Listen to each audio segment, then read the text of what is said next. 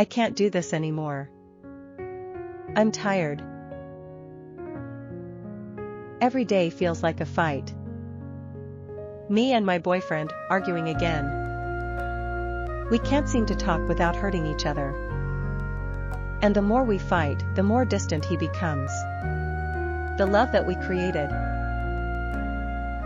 The kindness. It seems like a long gone. My daughter saw us arguing. Who's starting to show anger toward me? She copies what she sees. I am afraid one day she would say, "I learn it from you, Mom." That would break me. I don't want her to grow up thinking yelling is normal. I don't want her to believe love feels like this. But I don't know how to change it. The cycle keeps repeating, and I feel stuck. When you are angry, can feel like your body is on fire. Your mind races. Your chest tightens. Your fists clench. Your jaw locks. Anger can feel overwhelming, like it's taking over the soul. Anger is a signal. It's your body's way of saying, something's wrong. A boundary has been crossed. A need has been ignored. Anger points to pain. But what we do with that anger, that's what truly matters. Welcome to Inner Power Psychiatry, your space to learn more about mental health and find support through life's challenges. If you're having a hard time managing anger, today's topic is a great place to begin your journey toward change. Let's dive in. What is anger? Let's start with a question we rarely ask ourselves. What does anger means? Anger is often seen as a bad emotion, something we should hide or suppress. But in truth, anger is a normal human emotion and sometimes even a necessary response. At its core, anger is your mind and body's way of saying, something isn't right. It often signals that a boundary has been crossed, a need has gone unmet, or you feel powerless in a situation. Anger and brain function. When we feel angry, our brain activates the amygdala, our emotional alarm system. It sets off the fight or flight response. Cortisol and adrenaline surge through your body.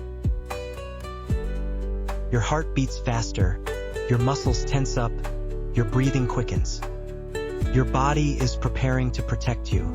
That's what anger is. A survival emotion. But here's the key. While anger is natural, what we do with it matters. Anger becomes unhealthy when we hold onto it, bury it, or explode without control. Healthy and unhealthy anger. Not all anger is the same. There's a big difference between healthy anger and unhealthy anger, and understanding that difference can change everything. When we suppress anger, push it down, pretend it doesn't exist, it doesn't disappear. It builds up. It leaks out in other ways, through resentment, tension, passive-aggressive behavior, or even physical symptoms like fatigue and illness. On the other hand, when we express anger in harmful ways, through yelling, blaming, or becoming aggressive, it damages trust, relationships, and our own sense of peace. So what does healthy anger look like? It's not about staying calm all the time. It's about being honest without being harmful. It means using assertiveness instead of aggression. Healthy anger is about standing up for yourself without putting someone else down. It's about honoring your emotions and your values, while still choosing kindness and clarity. Common trigger of anger. So where does anger really come from? Often, it's not just the surface situation that causes us to explode. It's what's underneath, the hidden triggers we may not even be aware of. One of the biggest triggers is feeling disrespected, unheard, or out of control. When your voice is dismissed, your boundaries are ignored, or you're constantly being talked over. It builds. and eventually it erupts. Another trigger? Past trauma or unresolved pain. When we haven't healed old wounds, current stressors can reactivate those emotions, even if they don't seem related on the surface. Anger can also be triggered by stress and fatigue, especially when you're running on empty, holding everything together, and there's no space to rest or breathe. And then there's relationship conflict, arguments, unmet expectations, feeling emotionally disconnected. When our needs for love, safety, or support aren't met, anger steps in to say, "This hurts. Something needs to change." If you've been wondering why you get so angry so quickly, you're not weak. You're probably carrying more than anyone knows. Understanding your triggers isn't about blame, it's about awareness. And awareness is the first step toward change. Coping skills and tools to manage anger. Once you begin to understand your anger, the next step is learning how to manage it in a healthy, empowering way. Here are a few tools that can make a real difference. 1. Grounding techniques and deep breathing. When anger flares up, your nervous system goes into high alert. Grounding brings you back to the present moment. Try this. Plant your feet firmly on the floor. Name 5 things you can see, 4 things you can touch, 3 things you can hear, 2 things you can smell, 1 thing that you can taste. Then take 3 deep breaths in through your nose and out through your mouth. Because of your present moment, you regain yourself without anger. 2. Timeouts and emotional regulation. It's okay to step away. Give yourself space before responding, especially if your body feels tight or your thoughts are racing. Say, "I need a moment to calm down, and then we'll talk." This isn't avoidance, it's emotional regulation. 3.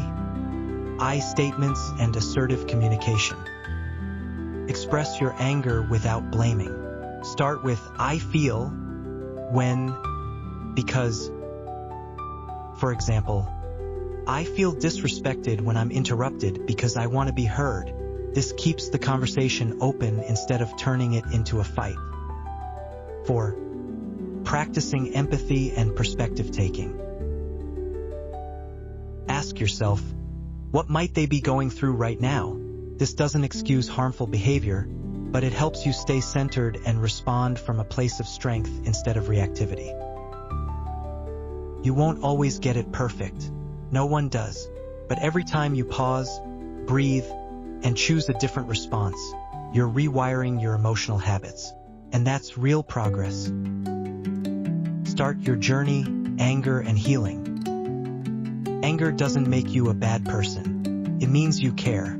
It means something inside you is calling for change, for protection, for healing. The truth is, we all feel anger, sometimes deeply, sometimes daily. What matters most is how we respond to it, whether we let it control us or use it as a tool for growth. You don't have to keep repeating the same patterns. You can break the cycle. You can teach your children a new way. You can become someone who speaks with strength without shouting. Remember, every pause, every breath, every effort to understand your emotions, that's healing, that's power, that's progress. If you're on this journey, you're not alone. Inner Power Psychiatry is here to walk with you through the hard days, the healing moments, and the breakthroughs ahead. Subscribe for more tools on emotional health, parenting, trauma recovery, and mental wellness.